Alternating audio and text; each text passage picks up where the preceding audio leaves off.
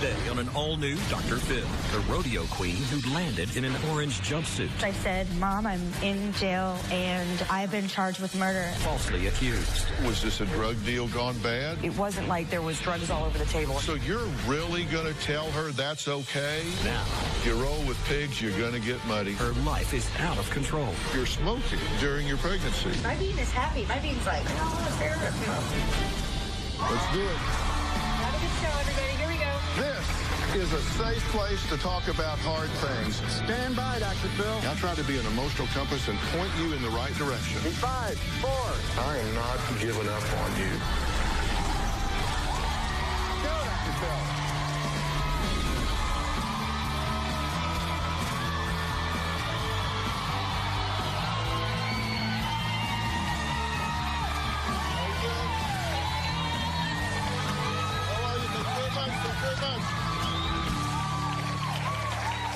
You know, Keisha is a mother that says she always wanted her 2 daughters, Derica and Tristan, to grow up happy, healthy, and have a life filled with love. She says she did everything she could to be a good mom. She raised her girls in a beautiful home in an affluent neighborhood, never missing one band performance or swim meet. The oldest, Derica, was even crowned Miss Humble Rodeo. And let me tell you, in Texas, that's a big deal. So how did this rodeo queen go from wearing a tiara to wearing an orange jumpsuit behind bars with her face splashed all over the media? My sister is the queen of being in the wrong place at the wrong time with the wrong people. When Derek was 18, she started hanging out with a little more questionable crowd, people who had some convictions, but there wasn't anything I could do about it. She was 18. My sister lies. She's stolen from me. She's destroyed everything in her path. I think Derek is going down a very dark and destructive path that she may never find her way out of again. It is a path so destructive, in fact, that Derica ended up in jail for the murder of her best friend. Now, talk about being in the wrong place at the wrong time. Take a look at this. That night was probably the most shocking, scariest night of my life. Will and I got back from Waco, Texas, picking up a friend. We came back to his house. We were sitting there in bed talking. Then the door flies open, and a person came in and shot my best friend right in the bed next to me. I was kidnapped. The shooter had me leave with them and forced me to a house nearby. They held me against my will, and I thought, this is where I'm gonna die. They have to get rid of me. 12 hours later, SWAT kicked in the door, grabbed me, threw me to the ground, handcuffed me. They take me down to get my statement. I tried to tell the police that I had nothing to do with Will's death, and I thought I would be giving my story and my mom would be coming to come pick me up. No, next thing you know, I'm being charged with first-degree murder. Joe and Derica were arrested in connection to the murder. They booked me, shackled me from my feet to my hands, around my waist. I was an inmate. I believe I was in jail for 6 days. Within an hour of giving my second statement, they dropped the charges and released me. My mom was waiting outside for me, and I jumped in her arms and was just like, get me out of here before they change their mind. I cried all the way home. My life got worse after Will's murder. After I was released, I hid for like a month. I didn't really want to venture out. It was still so fresh in the media and so fresh with everybody. I just kind of stayed away. People on social media were very ugly. People called me a murderer, poor, crackhead, a worthless piece of scum in society. I did an interview with a local news channel after I was released. Next thing I'm talking to my friend. And, somebody comes in and starts shooting him. People were negative and ugly. They thought that I was definitely guilty and that I didn't look sorry. I feel like Will's murder is going to haunt me for the rest of my life. Okay, this is just hard to even wrap your head around. So what you're saying is you two were, this is a friend, you two were out, you come home and you're laying on the bed. Were you in bed asleep? We were in bed talking to each other, like fixing to go to sleep. You don't hear them coming. You don't know. They just kick the door open.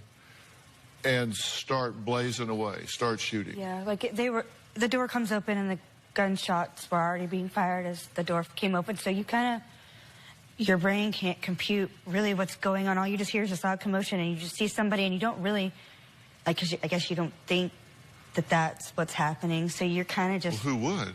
I mean, it's shocking, right? It's very shocking. It seems like everything slowed down in slow motion. Pretty much, just kind of like you can't.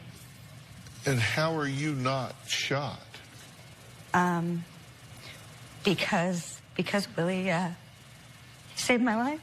He covered me up To shield you. And he was shot multiple times? Yes. And did you know he was dead at this point? Could you tell? No, he wasn't dead at this point. He's all I could say is a very, very strong man, and could take a lot. Right. But you knew he was mortally wounded. You knew it was bad. He was very bad. But they take you at this point. Did you wonder why they didn't kill you there? My only thing is that I guess, you're not really thinking that the only things I'm thinking about is Will needs help, and why aren't the neighbors, why isn't somebody breaking in the door, why aren't cops, like, they're already, like, hearing all of this. I mean, it's loud, it's very loud. So they take you to another house and hold you until a SWAT team comes crashing in there. Yep. Why would they not listen to you when you said, I am not a perp here, I'm a victim, I was kidnapped? They told me because they were told that I was there, and since they didn't know, what they initially told me was since I didn't report a crime, like since I didn't dial 911 and call them and tell them what had happened, that I was considered an accomplice. What did you think? How did you hear about this? Oh, Lord. It was about, I guess now that I know, about 12 hours after they had found her. I got up in the morning, went to my voicemail and checked it, and all I could hear was crying. And you know your child's voice even when they're crying. And her trying to say something, but none of it made sense. I couldn't understand her. As soon as I said, Mom, I'm in jail, and I've been charged with murder. All of a sudden, you get this phone call, I've been charged with murder. And then what goes through a mother's mind at that moment? The world stops. It's like you can't breathe. It's the first time in my life that I've ever been taken down to my knees. Did your mother tell you about this? She did, and she just fell to her knees and screaming at the top of her lungs. And I grabbed her shoulders and I said, Mom, you need to calm down. Please tell me what's going on. And she said, your sister's been charged with first-degree murder. And at that point, I just lost it. You spend 6 of the longest days of your life locked up in a cage charged with a murder, and people looking at you like you did this with a $250,000 bond.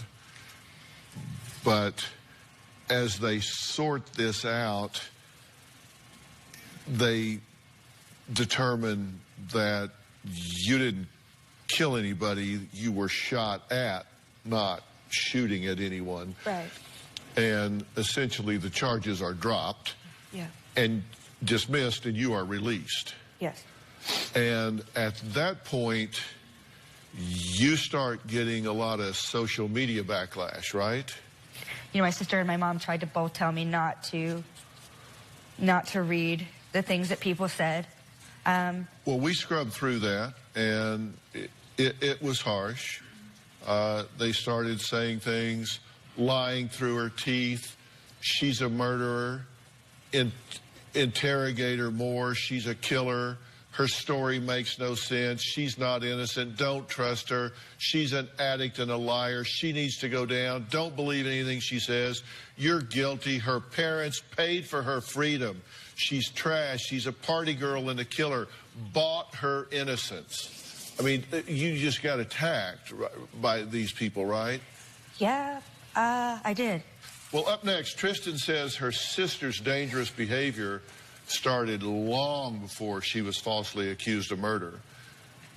Keisha says Derica will disappear for days at a time and has even planned her daughter's funeral in her head. We'll talk about that next.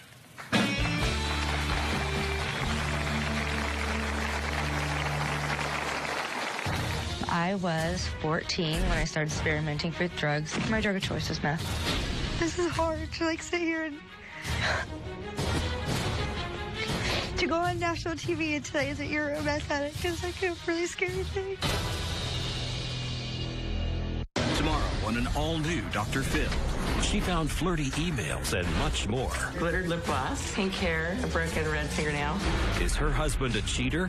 Do you think for a second this man was in bed with a woman and never laid a glove on her? No, I don't believe that. He says he's been faithful, You seem very smug about this whole thing. but she says he's full of it. You say you need to know you've been violated. You already know. You just don't want to own it. That's tomorrow. I was 14 when I started experimenting with drugs. First was alcohol, then I started smoking pot. And it wasn't until 15 or 16 that I started trying harder drugs like cocaine, ecstasy. My drug of choice is meth. I've been using methamphetamines for 3 years. I went from smoking it to snorting it, back to smoking it, and I've been an IV meth user, intravenous meth user for about the last 6 months. This is hard to sit here and to go on national TV and say that you're a meth addict is a really scary thing. This is not a drug that that people admit that they do. They're not looked at as good people. They're not. They are the lowest of the low. I think even heroin addicts are looked at better than meth users are nowadays. I found out I was pregnant in February. I'm approximately 7 to 8 weeks pregnant. I've been sober for about 5 weeks. I'm scared that I won't be able to stay sober. And there's a part of me, do I want to stay sober? Well, Keisha says when Erica is using drugs, she is mean and disrespectful. Tristan is embarrassed that her sister uses drugs, and Derica brings shame to their family. Take a look. Our life is as close as you can get to a Lifetime movie without the glamour, the special effects. It's that drama part, that suspense that you're waiting for when something good doesn't happen. I believe that Derica's full-blown addiction with meth was from 2012 to February of 2015. After Will's death, it was like putting a match to gasoline on her addiction. We felt like our house was a revolving door. When she would come home, she would typically look for a reason to pick a fight or try to say that I was trying to pick a fight so that she could have her excuse to go out and use again. I am highly embarrassed that my sister does drugs at all, let alone meth. A drug addiction like that gives my family a very bad image. It's something that we're pretty much ashamed of. I found out my sister was pregnant 3 to 4 weeks ago. As far as I know, Derica is sober today. I don't know if Derica can stay clean during this pregnancy. Based on the past, I have to hold some sort of belief that she's going to fail. So this is affecting everybody is the point, right? Absolutely. Everybody. You're concerned. You're concerned about her, or you're concerned about being embarrassed? I'm concerned about both. I mean, she's the only sibling I have. Nobody wants a sister that's a meth addict. It's not what I'm saying. I mean, it's true. What's your attitude about this at this point? I'm just afraid that I'm going to bury her. You know, that... Can't even match the music. They can't even rap, they're just back producing. Now they wanna crack the new shit. They just wanna act, then bath the new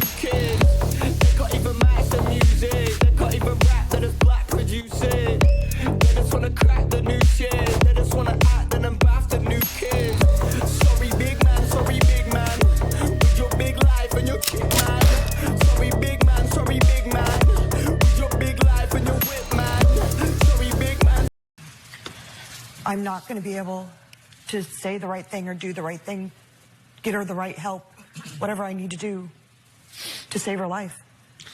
Why did these people kick the door down? I don't know. Was this random? I don't believe so. Was this a drug deal gone bad? I didn't know this person or these. There have been 2 arrests now. Mm-hmm. The 2 people have been arrested. They're charged with first-degree murder. They're in jail. Yes. Do you take any ownership for Oh my God. being in a situation where you were in harm's way? Yes, both of us made choices that obviously led us up to being in a situation that, you know, i.e. I was with him at the time. So, you know, we were friends because, you know, we met in a certain social situations and by doing things that we shouldn't be doing. Before this situation, before the murder happened, they were actually being a good friend to someone else and helping them out. They had went to pick someone up to bring them back to our area so that they wouldn't miss their PO's, you know, appointment because they were out of town and they couldn't find a ride back. And so they drove to bring them back so that Willie had a huge heart. They weren't doing anything. There wasn't, you know, we weren't out nefarious going on. We weren't going and helping someone. Well, what you just said was the most telling 30 seconds of the entire time we've been here. No, I know that, but what I'm just trying to say is. Now, what you just said was, I know that, but. Yeah, you're right. I know that, but. That was the most telling 30 seconds of the time here. Your daughter I know. gets caught up in the crossfire of an obviously bad, volatile situation with really bad, volatile people kicking down a door. I understand that. And you start saying, well, actually it was okay because, see, they were actually just... So you're really going to try to put a frame around that and tell her that's okay? No, what I was trying to do was just set up that night, just that moment in time, that they were helping someone else. And your point is? My point is you were asking her what her theory was and stuff like that. It wasn't like there was drugs all over the table at that moment. You weren't there. Are you trying to contextualize this in that split second, they weren't shooting up or buying and selling drugs, and therefore the momentum, trend, pattern of their life should be disregarded? No, not at all. What is your point then? My point was that they were just doing something normal for a moment. We went on an impromptu road trip. We came back. We thought we were going to bed. We weren't doing anything that we would have foreseen anything negative happening at that moment. Maybe that's what she was trying to. But that's justifying. Yeah, and you know what? All I'm saying is you roll with pigs, you're going to get muddy. You're right. And the pigs like it. You're right.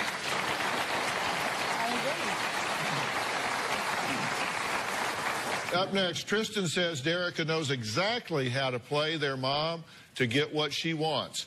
We've just seen a perfect example of that. We're going to find out what Derica's doing next.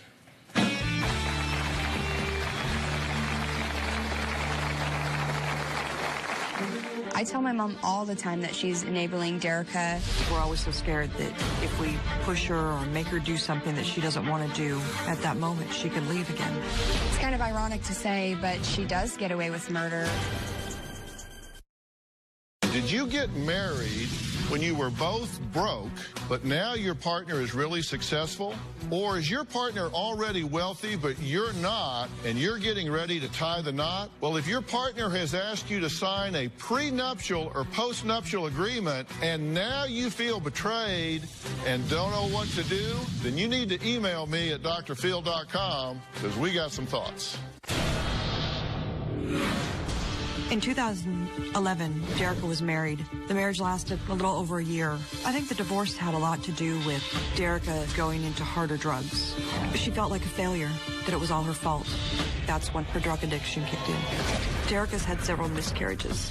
She even had a stillborn that was named Wyatt that we had to bury.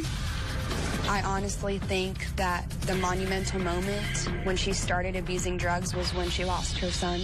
One of the things that Derek is dealing with is what she considers her failures. One was Wyatt, another one is her marriage failing, and then what happened to Will. I don't think she can handle another failure. I'm so afraid that if she can't keep this pregnancy, that I'm gonna lose her. I'm gonna lose her to her addiction. Well, a year and a half ago, Derica says her best friend was shot and killed right in front of her, but she was charged with this murder. After spending 6 days in jail, Derica says the charges were dropped and she was free to go.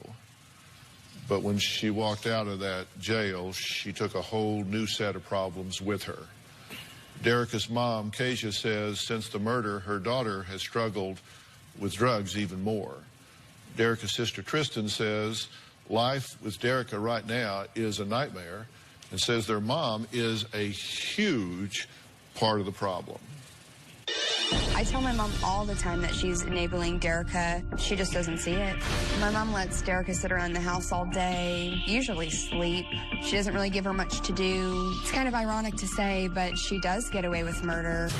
Derica gets away with a lot more in the household because of her addiction. We're always so scared that if we push her or make her do something that she doesn't want to do, at that moment she could leave again.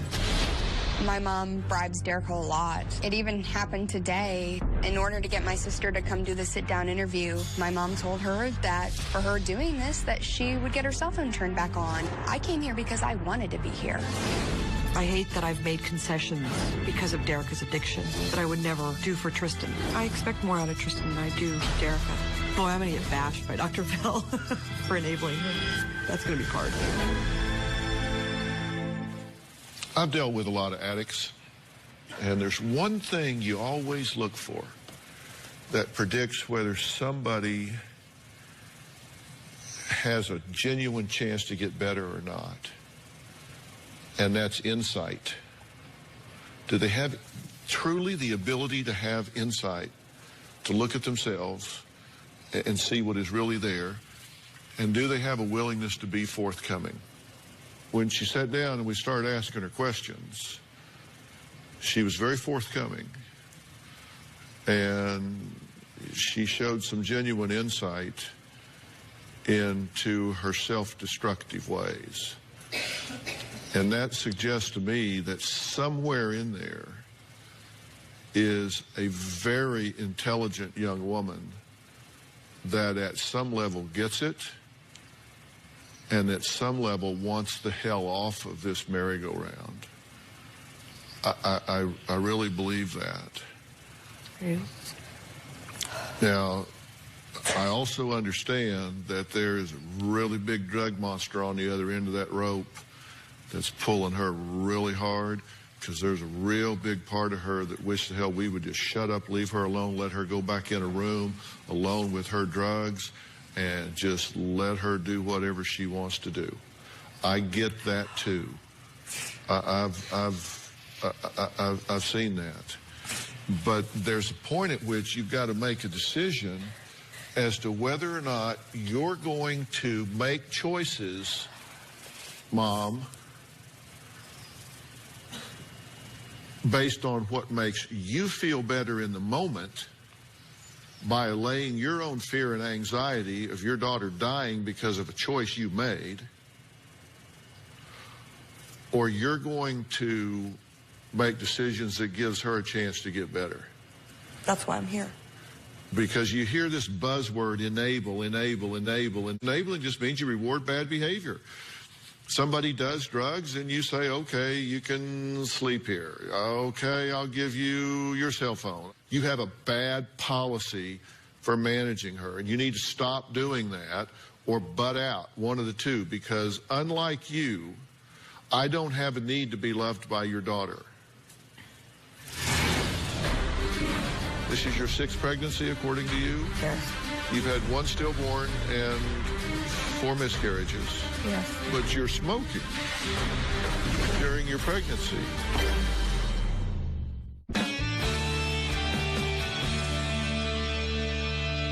Derica claims she's been clean and sober for 5 weeks because she's pregnant.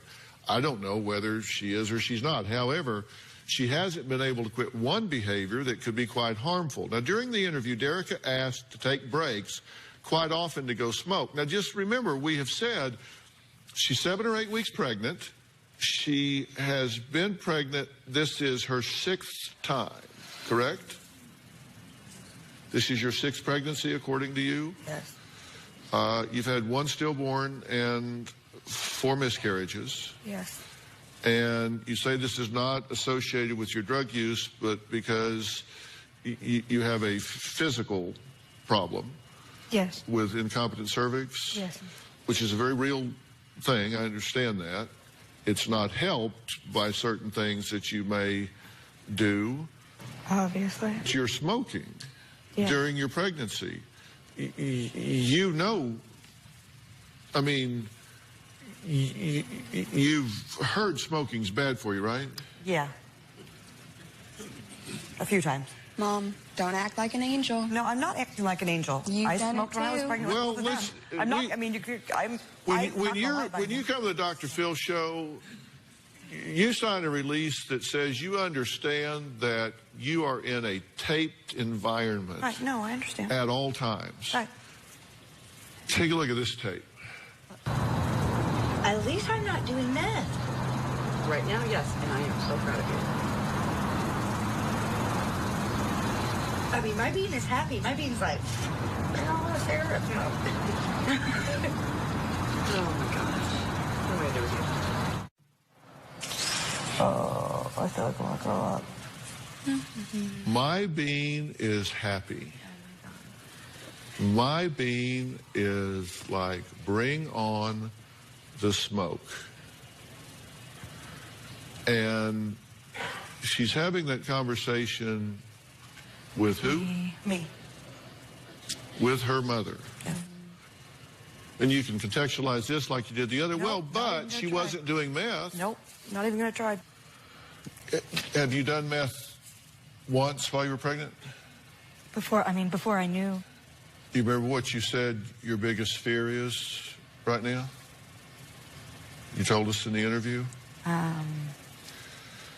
You said your biggest fear right now is using. Yeah. You said, I know I'm pregnant, but my biggest fear right now is using. You said, quote, the demon in my head makes me... There's a part of me that... It's pulling on you, I know. It's really hard. Just so we're really clear, I want everybody to take a look at a baby that is born from an emphatic mother. It's having full body tremors. It's low body weight. It can't stop. It can't eat. It's in excruciating pain. You can see it's emaciated. It's just in terrible, terrible pain and addiction. And, of course, has to go through withdrawal and has innumerable problems.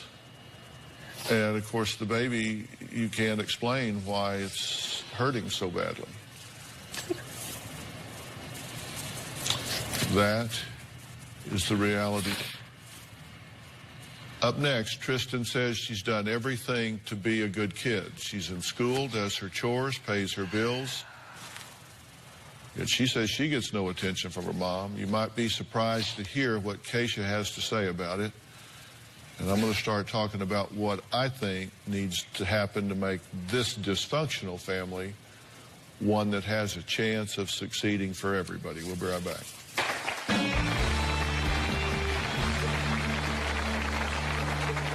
Tomorrow on an all-new Dr. Phil. Is this evidence Pink hair, a broken red fingernail. that her husband is cheating? He was in bed with another woman in a hotel and never laid a glove on her. I'm sorry, I don't believe you. That's tomorrow. When your daughter's in the midst of an addiction and then losing her friend the way she did, you start anticipating that you're going to end up burying your child. You wonder, is today going to be the day? So I found myself planning her funeral in my head, usually late at night. I was a florist for 20 plus years, and one of my greatest and proudest moments was doing the flowers for my daughter's wedding. I went from doing her flowers for the happiest day of her life to thinking about having to do it for the saddest day of my life, for her funeral. If Derica doesn't get help, I'm probably going to end up burying my daughter. Derica was falsely accused of murdering her best friend over a year ago. Derica's sister Tristan says she's fed up with her sister and frustrated with her mother because Derica gets all of her attention. My sister and I grew up with loving parents in a wonderful, beautiful home. We couldn't have asked for more. From a very young age, I would follow Derica everywhere. I always wanted to be by her side. When we were kids, my sister and I had a really good relationship. As we got older, we started seeing life very differently. I'm night, Tristan's day. She doesn't understand my choices. And then I feel like a failure next to her because she's, you know, done it all right. My life has been revolving around Derica the last 3 years. It's 24/7. My whole day consists of either worrying or taking care of Derica. My mom and I make it a point to plan days together, to go out, to go for lunch. My mom plans our time around what Derica's doing, how Derica's feeling, sleeping, breathing. We're kind of talking about her all the time right now, and I really want us to have time together. And I can't help but worry. I mean, you can't. Most of the time when I'm with Tristan, I'm thinking about where is Derica? Is she okay? It never stops. I constantly tell my mom, and sometimes I yell at her because I'm so mad. I feel like the attention is taken off of me and I didn't do anything wrong. Maybe that's what I'm most angry about. Why punish the kid who does everything right? What do you want to say, Mom?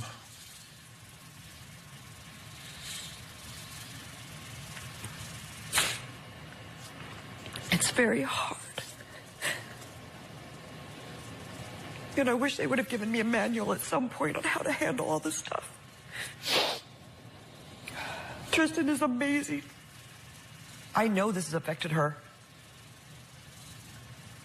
And I've tried to do my best with it to not hurt her, but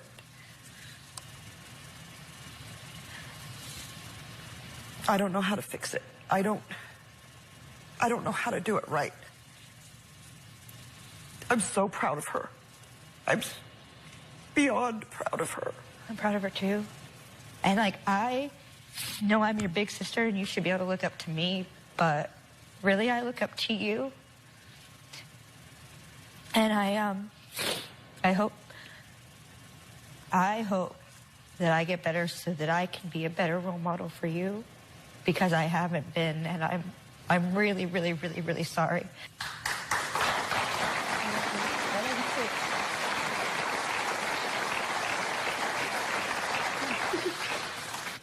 If, and I say this to you, as the mother,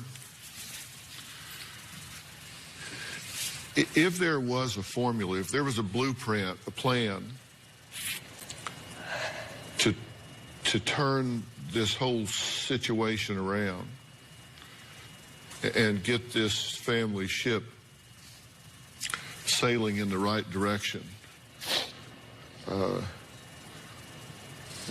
do you want to know it no matter what? No matter what. It requires. I'm obviously not doing it right. And if someone could help me, walk me through this.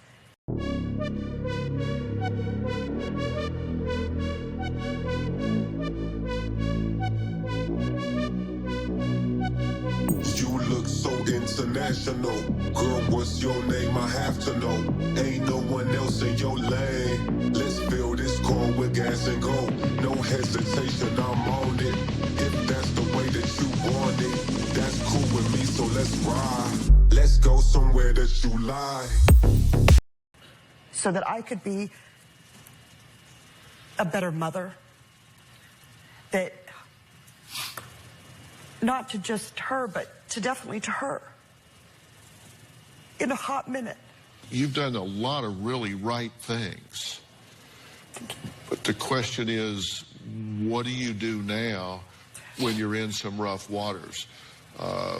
And that's the question, and there is an answer. And it's got multiple parts, and I'm going to tell you what it is after the break.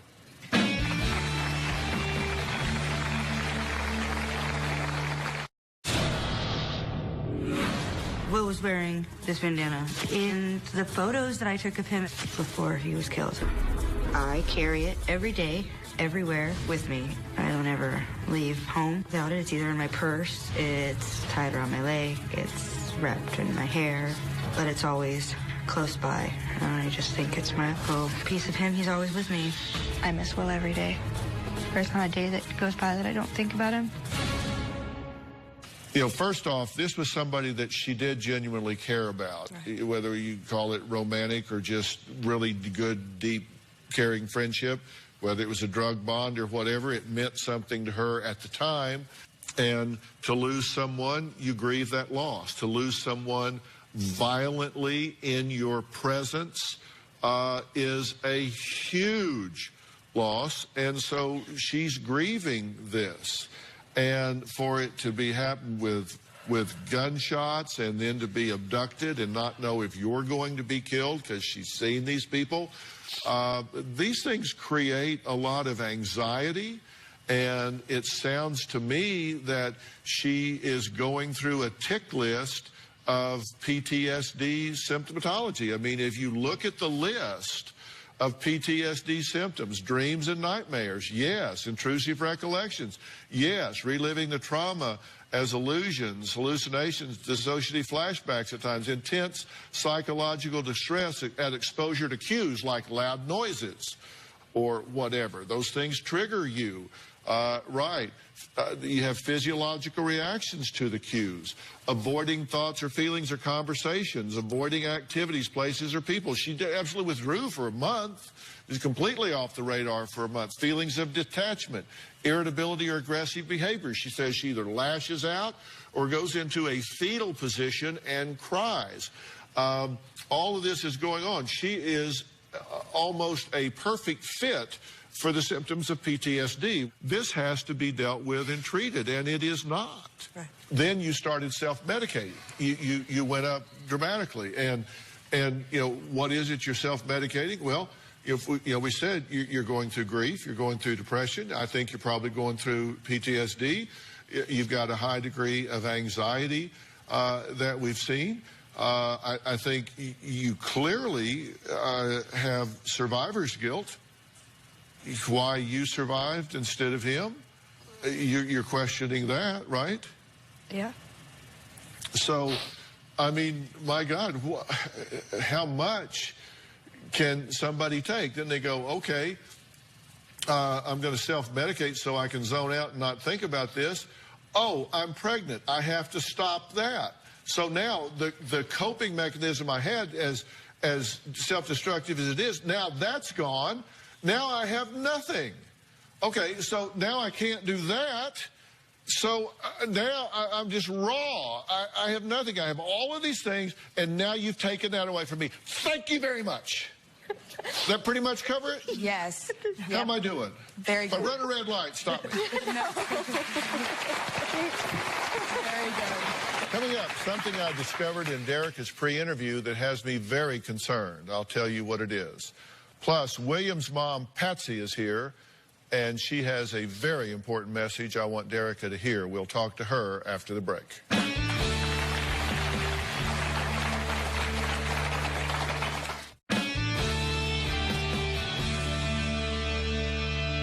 One statement buried about 75 pages into all the information, and she poses the question, you know, maybe they're just better off without me. I feel that way. Now, Mom,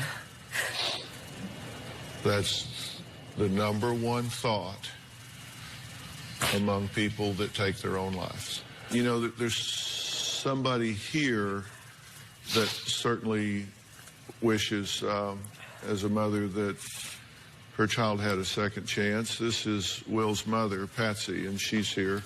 What did you want to say to Derica, Patsy? She's my only hope for my son to get justice. What do you want for her now? I want her to get well. I want her to have peace. Putting you into a simple rehab program is not sufficient because you have a lot going on.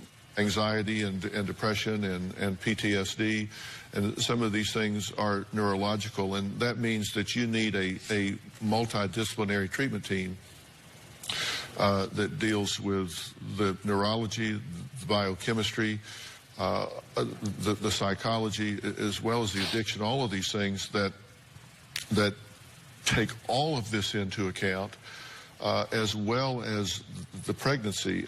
And I am prepared to offer you exactly that, a dual diagnosis, multidisciplinary treatment facility. And this is its origins behavioral health care.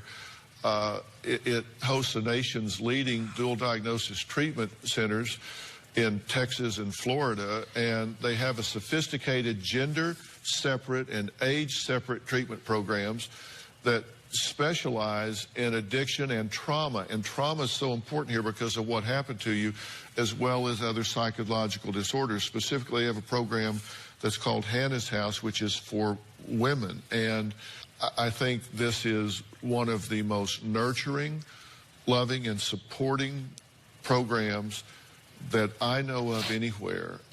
Thank you.